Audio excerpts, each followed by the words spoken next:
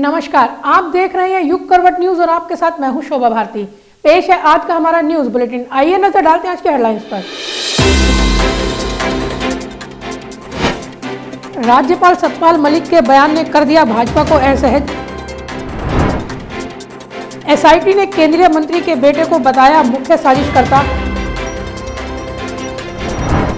और 15 से 18 साल तक के बच्चों को लगने लगी वैक्सीन। उत्तर प्रदेश के राजनीतिक हालात और ऐसे ही दूसरे मुद्दे को लेकर विशेष चर्चा के लिए चलते हैं युग करवट के एडिटर इन चीफ सलामत मियां के पास। नमस्कार दोस्तों, मैं आशीष त्यागी युग करवट पर आपका स्वागत करता हूं। नववर्ष की आप सभी को हार्दिक शुभकामनाएं हैं। भगवान से प्रार्थना है कि आप सब लोग सकुशल रहें, स्वस्थ रहें। और ये अपील भी है कि कोरोना को देखते हुए आप भी जान रहे हैं, रोज खबरें आ रही हैं गाजियाबाद में कोविड के केस रोज बढ़ रहे हैं, तो आप लोग मास्क लगाए रखें, सोशल डिस्टेंस का पालन करें, हाथ धोते रहें, खुद भी बचें और दूसरों को बचाएं। दोस्तों, आज फिर चर्चा के लिए हमारे साथ युग करवट के एडिटर इन चीफ सलामत जी हैं। सलामत जी, सबसे पहले स्वागत और बहुत बहुत शुक्रिया आपको भी आशीष जी, और सभी को बहुत बहुत नए साल की मुबारकबाद। नए साल की शुरुआत इस देश में 3 बड़ी गंभीर घटनाओं से जी बहुत ज्यादा। उस पे वैष्णो देवी पे हादसा, दिवाली हादसा हुआ, बहुत उनको श्रद्धांजलि अर्पित करते हैं हम लोग अपनी तरफ से। बहुत ज्यादा और बड़ा दर्दनाक हादसा 2 साल से ऐसा हो रहा है। पहले पिछले साल मुरादनगर में यह हादसा हो गया था। तो ऊपर वाले से दुआ यही है आगे ऐसी घटना देखने सुनने में ना आए। दूसरी आज की सबसे बड़ी घटना जो राजनीति को प्रभावित करती है, सत्ता पक्ष की और विपक्ष दोनों की। लखीमपुर किसान हत्याकांड केस में केंद्रीय मंत्री टेनी के बेटे आशीष मिश्रा को पुलिस ने मुख्य साजिशकर्ता बता दिया है। विपक्ष अब तक इस मामले में इन्वॉल्वमेंट के लिए केंद्रीय मंत्री का इस्तीफा मांगता रहा है, लेकिन भाजपा और सरकार दोनों मंत्री के साथ खड़े हुए थे। अब जब एसआईटी ने अपनी चार्जशीट में यह कह दिया है कि आशीष मिश्रा ही मुख्य साजिशकर्ता है और यह गैर इरादतन हत्या नहीं, हत्या का मामला है, अब क्या होगा? अभी भी कुछ नहीं होगा। सवाल यह है कि उसमें कहीं ना कहीं मंत्री जी का कोई इन्वॉल्वमेंट नहीं आया है। आपने जो कई हजार पन्नों की जो 5000 पन्नों की चार्जशीट उन्होंने दाखिल करी है एसआईटी ने, तो एसआईटी ने कहीं भी इस बात का उल्लेख उसमें नहीं किया है कि माननीय मंत्री जी की कोई भूमिका थी। अब उनका बेटा क्या कर रहा है ये तो उससे कोई इन्वॉल्वमेंट उनका नहीं है, लेकिन आप ये देख सकते हैं कि कहीं ना कहीं इसमें जो एसआईटी ने जांच की है, एसआईटी की जांच का मतलब ही ये था कि मंत्री जी को क्लीन चिट मिल जाएगी और उनका कहीं ना कोई इन्वॉल्वमेंट नहीं होगा।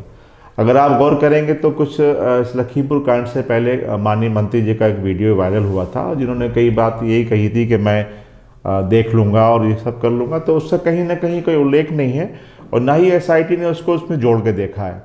जबकि विपक्ष यही बात कह रहा था कि एक बार माननीय मंत्री जी ने इस तरह की चीज़ें कही हैं, और वो तो मुझे लगता है कि जो एसआईटी की जो रिपोर्ट्स है उसमें पूरी तरह से माननीय मंत्री जी को क्लीन चिट दे दी गई है। उनके बेटे को जो है वो तो अरेस्ट हैंगे, जेल में हैंगे, तो जाहिर है कि अगर जो उन्होंने अपराध किया है उसकी वो सज़ा भुगतेंगे और कानून अपना काम करेगा।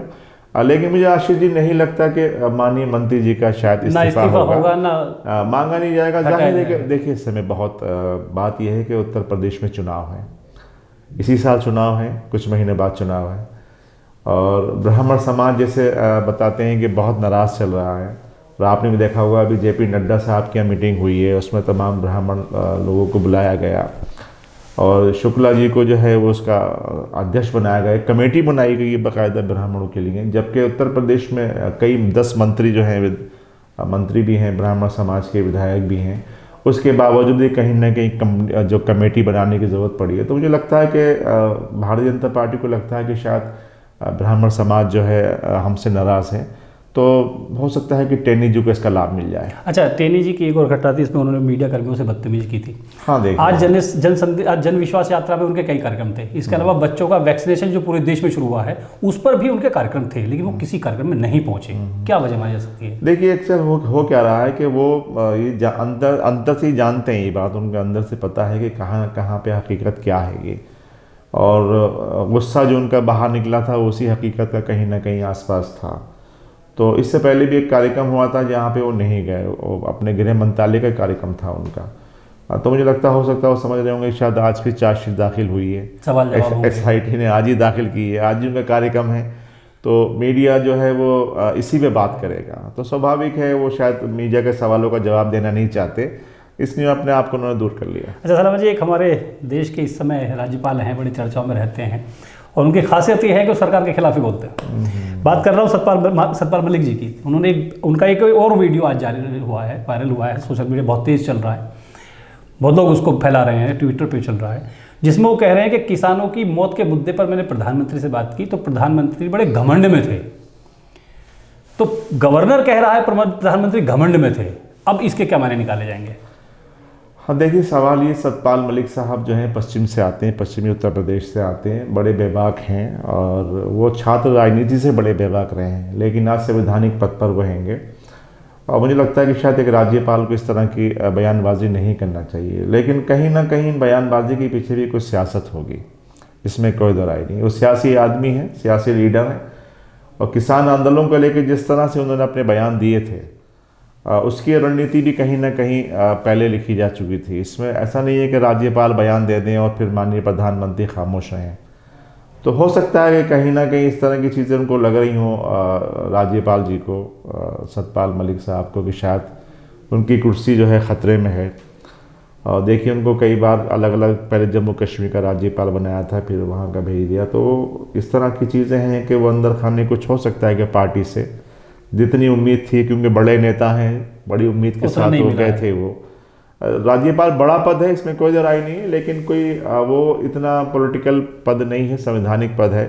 और समय पे जब कोई ना कोई राज्य में कोई प्रॉब्लम आती है राजनीतिक, तब उनका इस्तेमाल होता है। तो हो सकता है, लग रहा हो कहीं ना कहीं सतपाल मलिक साहब को कि शायद अब भी वो पद से हटने वाले हों, तो इस तरह बयान दिया हो, क्योंकि उनको आना तो फिर वापस किसान राजनीति में ही जी जी जी जी बिल्कुल। अच्छा, भारतीय जनता पार्टी की जन विश्वास यात्रा अपने अंतिम पड़ाव पर आ गई है, लगभग समाप्त है। अखिलेश की यात्रा भी अपने लगभग समाप्ति की ओर बढ़ रही है। हमने एक चीज़ बड़ी कॉमन देखी दोनों चीज़ों में। भाजपा की जन विश्वास यात्रा में भी भीड़ है, तो अखिलेश यादव तो अपार भीड़ लेकर चल रहे हैं। अब क्या माना जाए, यूपी के चुनाव पर कौन किस पर भारी है? देखिए आशीष जी, अभी कहना बहुत जल्दबाजी होगी, और जो मेरा इन यात्राओं को देख जो मेरा अनुभव है, वो अनुभव मेरा ये है कि भीड़ से जो है हम लोग अंदाज़ा नहीं लगा सकते कि तस्वीर क्या होगी। ये बात सही है कि समाजवादी पार्टी की रैलियों में बहुत भीड़ है, बहुत ही ज़्यादा भीड़ आ रही है, और इस भीड़ को लेके ही ये कोविड-19 और ये जो चल रहा है सब कुछ आपके सामने है। अब भीड़ इतनी होती है और आप रात को नाइट कर्फ्यू लगा देते हैं, ये कोई तरीका तो है? दिन में भीड़, रात को कर्फ्यू, दिन में रैलियाँ, सर्दी में तो वैसे ही सड़कें खाली रहती हैं। हाँ, तो अब माननीय प्रधानमंत्री की भी रैली है 8 तारीख को, शायद लखनऊ में बहुत बड़ी रैली होने जा रही है, उसके बाद ही शायद आचार संहिता लग सकती है। तो जैसे भीड़ के मामले में अगर आप कहें और भीड़ की नज़र से देखें, तो फिर तो ये कहेंगे कि समाजवादी पार्टी की सरकार आ रही है। लेकिन जन विश्वास यात्रा में इस तरह की भीड़ आ रही है, उसको भी आप कह सकते हैं कि ऐसा नहीं है कि बीजेपी बहुत हल्की है और योगी जी वापस नहीं आ रहे हैं। तो अभी मुझे लगता है कि चुनाव में 1 महीना है थोड़ा सा माहौल बनने में, तो इस लिहाज से अभी बहुत कांटे की टक्कर है। लेकिन एक चीज़ बिल्कुल साफ़ हो गई है, जो आपने भी अपनी स्टोरी में कहा था, कि ये बात सही है कि उत्तर प्रदेश में समाजवादी पार्टी और भारतीय जनता पार्टी में ही मुकाबला है। जो अदर्स पार्टीज़ हैं, चाहे वो कांग्रेस हो, आप हो, या बहुजन समाज पार्टी हो, ये तमाम पार्टियां जो हैं, इनका कहीं जिक्र भी नहीं है। समाजवादी पार्टी आम आदमी पार्टी की ज़रूर कल एक रैली हुई है, लेकिन पूरे प्रदेश से लोग गए थे, लेकिन उस रैली का इतना कोई प्रभाव दिखाई नहीं दिया हमें, जो हम ये कह सकते हैं कहीं ना कहीं हो। लेकिन हाँ, इसमें कोई दो राय नहीं है कि समाजवादी पार्टी और भारतीय जनता पार्टी में एक डायरेक्ट जो है फाइट होना है, और जितनी भीड़ दोनों में आ रही है, कुछ भी रिजल्ट हो सकता है, इसमें आप कुछ वो नहीं कर सकते। जैसे अभी मेरठ में मोदी जी की भी रैली हुई, उसमें भी काफ़ी भीड़ थी। तो इसमें कोई दुराई नहीं है कि ये बात हकीकत है कि अब, और देखिए आप दोनों के बयान भी आप देखिए, भारतीय जनता पार्टी का पूरा फोकस अखिलेश यादव जी पे है।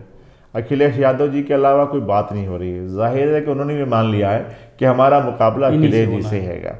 तो मुझे लगता है कि ये तो तय है कि फाइट तो अब बीजेपी में और समाजवादी पार्टी में ही है। तो भाजपा की जन विश्वास यात्रा और अखिलेश जी की यात्रा को भीड़ के मायने में आप दोनों को बराबर नंबर देते हैं? ये कहीं ना कहीं देखिए, अखिलेश जी की सभा में बहुत भीड़ देखी गई है। और जैसे अभी बीच में एक गिलास की सभा हुई थी जैन जी की, जिसमें वो कोरोना के चक्कर में वो अखिलेश नहीं जा पाए थे, वहाँ की भीड़ अगर आप देखें तो वो बिना बुलाए इतने लोग वहाँ पहुँचना एक अपील पे, और अगर जन विश्वास यात्रा में भी आप देखें तो उसमें भी कहीं ना कहीं भीड़ जो है संतोषजनक आ रही है। आप कह सकते हैं कि वो ऐसा नहीं है कि बिल्कुल कहीं ना कहीं कुछ कमज़ोरी वाली बात आ रही हो। तो इसलिए मुझे लगता है कि बहुत जो है टाइट है मामला। गाज़ियाबाद की बात कर लेते हैं। एक लंबे समय से चर्चा हालांकि 3-4 महीने से लोग कर रहे हैं, लेकिन अब क्योंकि चुनाव की तारीख कभी भी घोषित हो सकती है तो एक नई सिरे से चर्चा चली है किसका टिकट कटेगा, किसका बचेगा। लोग कह रहे हैं कि किसके चेहरे पर कितना आत्मविश्वास है, इससे पता चलता है कि टिकट किसका हो रहा है, किसका कट रहा है। जैसे अजीत पाल त्यागी बात 2017 में उन्होंने कहा मैं ही लड़ूंगा, मैं ही आऊँगा, मैं ही जीतूंगा। इस बार भी उन्होंने अब कहा कि मैं ही लड़ूंगा। अब बताइए आज की स्थिति में 3 जनवरी को गाजियाबाद की 5 विधानसभा सीट की स्थिति क्या रहेगी? देखिए, अगर हम बात करें गाज़ियाबाद सदर सीट की तो मुझे लगता है कि अतुल जी का टिकट जो है वो काफ़ी हद तक पक्का है। उनके चेहरे पे बड़ा बिल्कुल आत्मविश्वास दिखाई दे रहा है, इसमें कोई दो राय नहीं है।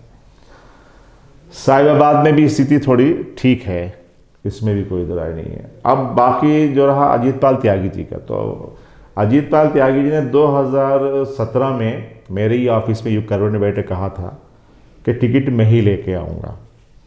वो अभी मुझे 2 दिन पहले मिले हुए कार्यक्रम में, तो उन्होंने कहा कि उन्होंने हमारी स्टोरी देखी थी जिसमें हमने कहा था कि अभी नहीं बताया, तो उन्होंने कहा कि मैं आज आपको फिर बता रहा हूँ, पूरे दावे के साथ बता रहा हूँ कि 2022 में भारतीय जनता पार्टी के टिकट पर मुरादनगर विधानसभा से अजीत पाल त्यागी ही चुनाव लड़ेंगे।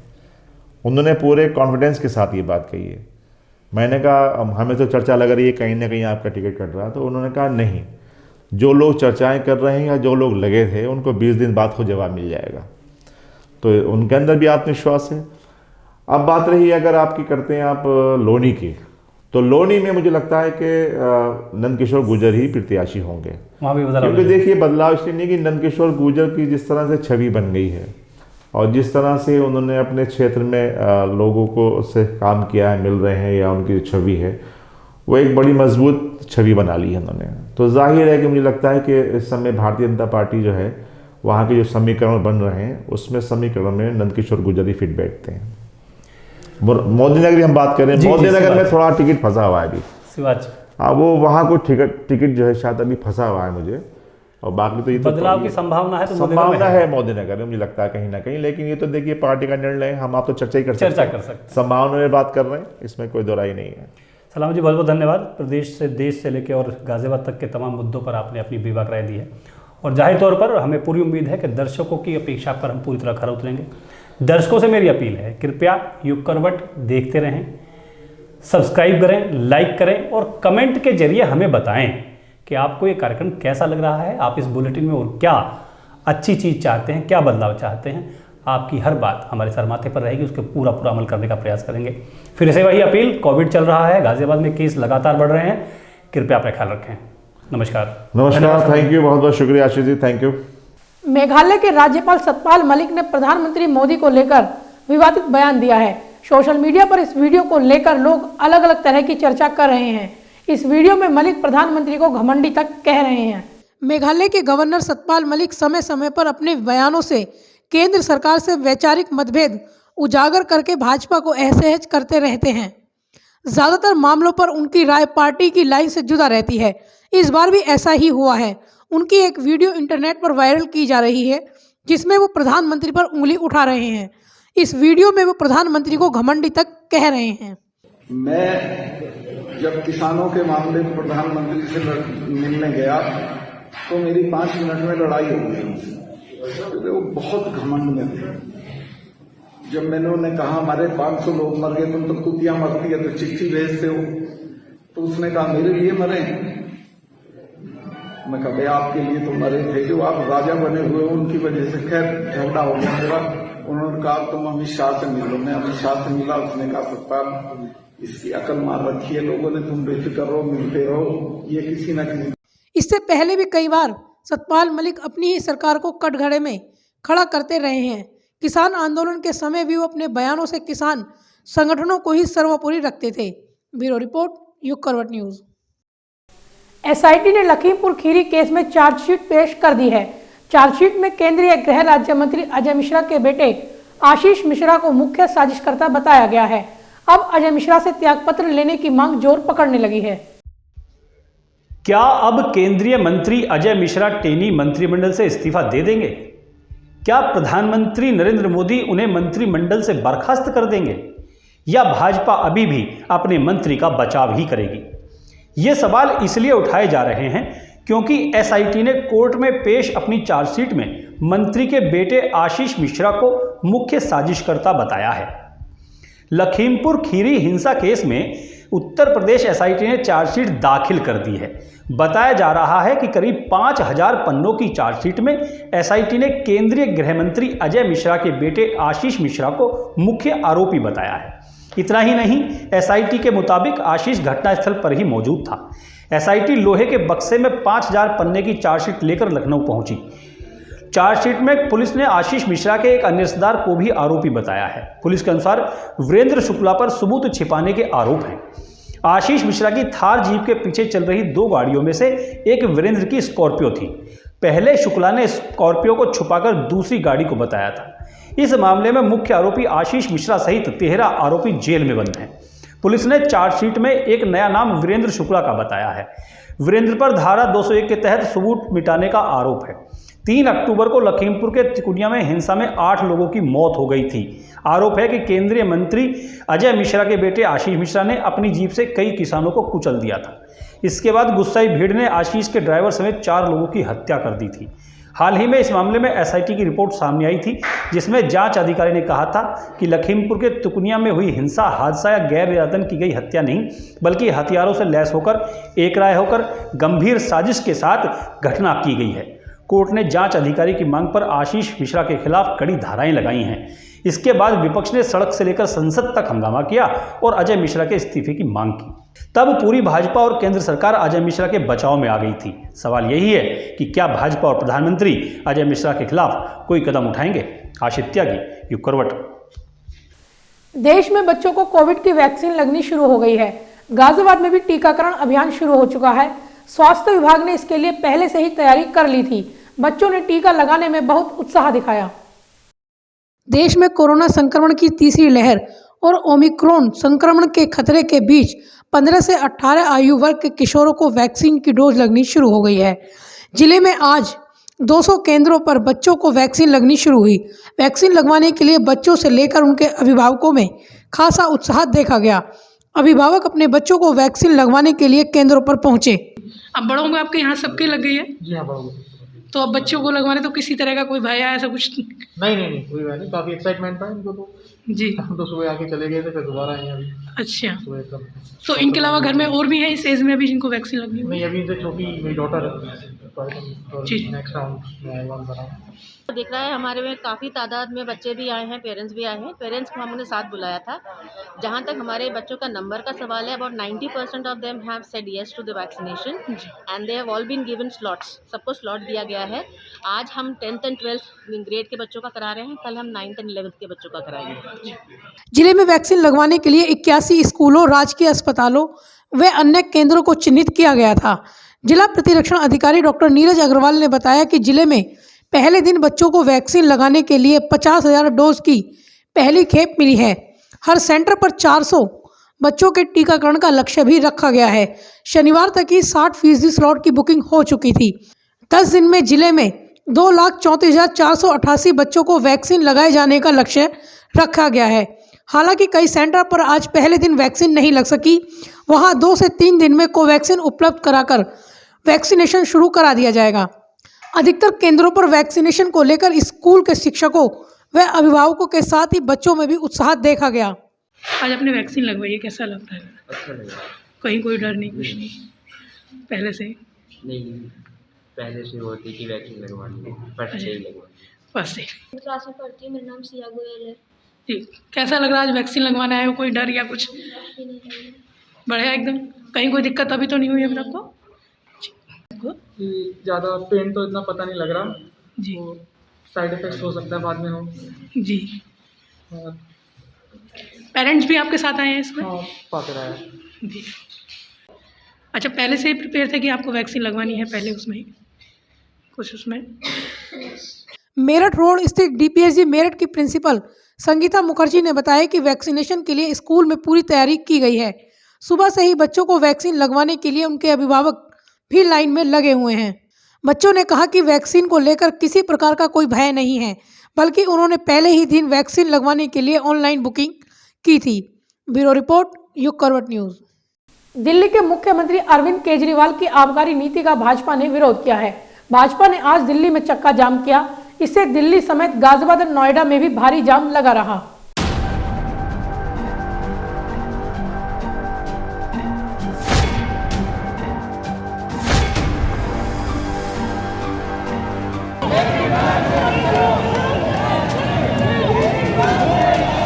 दिल्ली के सीएम अरविंद केजरीवाल की नई आबकारी नीति के खिलाफ भाजपा ने दिल्ली में चक्का जाम किया। इससे लोग काफ़ी परेशान रहे। अक्षरधाम से लेकर लिंक रोड तक भारी जाम लग गया। भाजपा सांसद इस प्रदर्शन का नेतृत्व कर रहे थे। जाम से जूझते लोग घंटों सड़क पर परेशान रहे।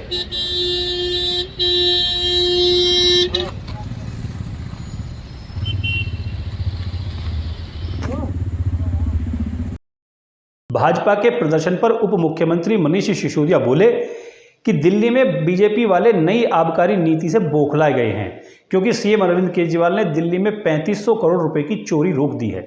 यह पैसा अब जनता के काम आएगा। पहले यह पैसा नेताओं और शराब माफियों के जेब में जाता था।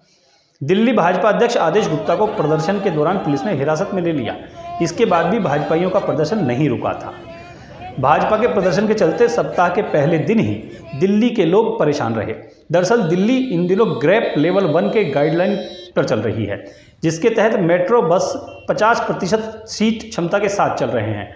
अन्य सार्वजनिक वाहनों पर भी कई तरह की रोक है।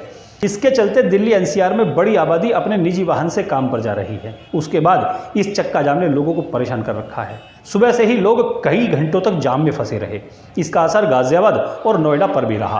ब्यूरो रिपोर्ट, युग करवट। ओवैसी, चंद्रशेखर और ओम राजभर की एक वीडियो वायरल हो रही है। इसमें तीनों अवसरवादी गठबंधन को लेकर चर्चा कर रहे हैं। राजभर तो यहां तक कह रहे हैं कि कोई समझ नहीं पा रहा कि क्या हो रहा है। यह है ओवैसी, ओम प्रकाश, राजभर और चंद्रशेखर आजाद। ये तीनों शायद चुनावी गठबंधन की राह पर आगे बढ़ रहे हैं।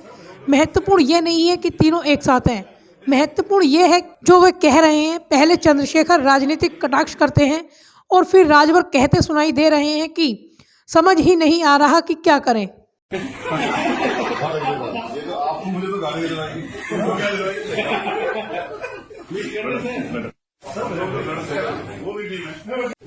कोई समझ ही नहीं पा रहा कि वो क्या है।